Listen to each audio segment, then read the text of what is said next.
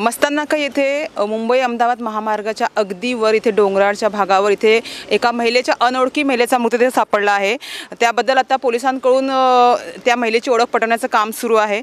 आपल्याबरोबर आता पालघरचे उपविभागीय मॅडम नीता पाडवी मॅडम आहे। मॅडम काय बोलणार, काय पुरावे वगैरे काय भेटलेत का? पुराव्यापेक्षा आताच आपल्याला ती डेड बॉडी निष्पन्न झालेली आहे आणि प्रथम दर्शनी त्या बॉडीकडे बघितल्यावर आपल्याला असं वाटतं की ती जी आहे तिला दगडाने डोक्याला ठेचल्याचं आपल्याला प्रथम दर्शनी दिसून येतो आहे।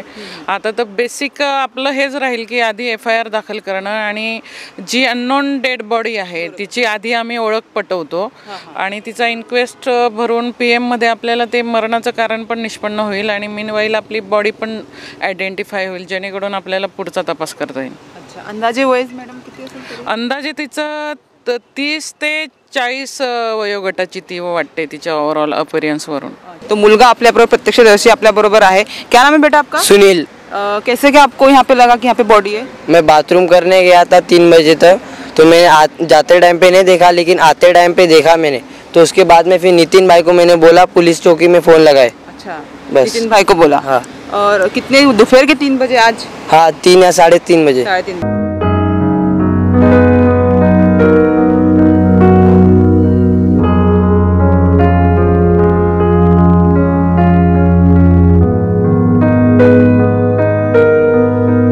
मस्ताननाका येथे मुंबई अहमदाबाद महामार्गालगत वर डोंगराळ भागात एका अनोळखी महिलेचा मृतदेह आढळून आला।